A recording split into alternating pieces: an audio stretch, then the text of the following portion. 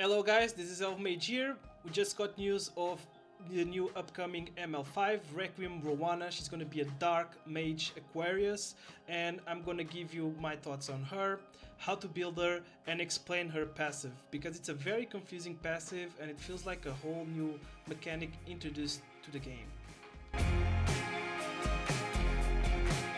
First of all, we have her skill 2, her passive called Boundless Obsession, reduces the effect of combat readiness increases provided by speed by 50%. At the start of the foremost ally's turn, except for the caster, increases combat readiness of the caster by 100% if it's fully molded, can only be activated once per turn. So what does this mean? This basically means don't build any speed on Roana. Speed only has 50% of the value on her. Let's say for example you build her 200 speed, when you go into a match in game she'll only have 100 speed. This means you don't want to build any speed on her, and the way she gets turns is through the second part of the passive. When the foremost ally takes the turn, she will get 100% CR boost. Basically, if you think about it, if the foremost ally is 300 speed, it's kind of like your ML Roana is also 300 speed, right? It's a very good passive, it's a whole new passive, very different from what we're used to.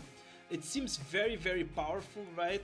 Making units interact when other units have turns, right? It's usually very powerful interactions, kind of like Ida, right? When you use a non-attack, she'll get CR boost, things like that. Those are generally speaking, very powerful passives, but they can be punished, right? By units such as Potis, the classic, Pyro Restrict, Ran, Stigma, etc. Then we have her skill 3, Eternal Lament. Attacks all enemies with a horde of illusions, increasing cooldowns by 1 turn and decreasing combat readiness by 30%. Cannot trigger a critical hit and penetrates the target's defense. Increases damage dealt every time this skill is used and can stack up to 3 times. This is a very stacked S3. It's kinda giving me Lua vibes with the increased cooldown by 1 turn, plus at the same time pushing you back. This means a lot of tempo value, right? Kinda feels like if she gets turn 1, you kinda win the game. And she's one of the few AoE defense pens in the game as well. Also, this can play the long run with her stacking up, so very powerful S3. And then we have her skill 1, Touch of Darkness, attacks the enemy with magic with a 75% chance to decrease defense if it's mauled, cannot trigger critical hit, and a successful attack deals additional damage proportional to the caster's attack. Soul Burn effect, increases effect chance to 100%, and the defense break becomes 2 turns. This is not a bad S1, it's a good S1, it's not what we call a useless skill 1, and because of the defense break she'll do a lot of damage with this skill, which is not bad because after she S3s she's gonna have 3 down turns on her skill, so she'll S1 a lot. So all in all, how do we build this unit?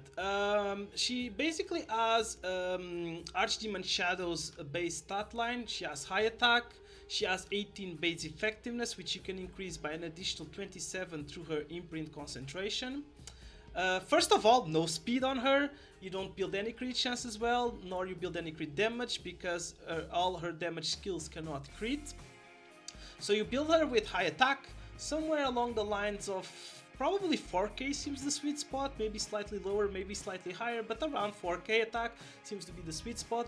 Then you build a lot of bulk on her, she's a mage, so she has decent bulk base stats, and then you choose to either build some effect resistance or you build effectiveness.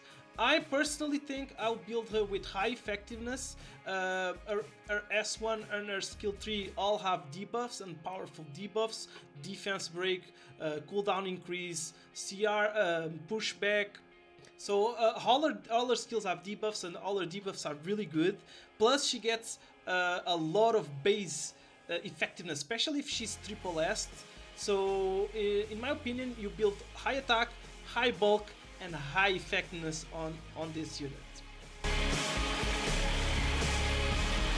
All in all, in the end, this is a really different type of unit that we're used to in Epic 7, which is a good thing, right?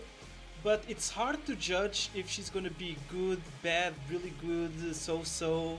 At my first impression, first glance, I would say she's gonna be really good. Her S3 is a lot of value. She can get turn. She's basically a 300 speed unit if your foremost ally is a 300 speed unit, but at the same time she gets countered by units such as Politis, Pyra Restrict. If you just kill the frontline unit, she's barely gonna have any turns. So it's a very hard unit to judge right now. She'll need some testing, but at first glance she seems really good. And that's gonna be all for today's video. Thank you so much for watching, guys, and I'll see you guys in the next video.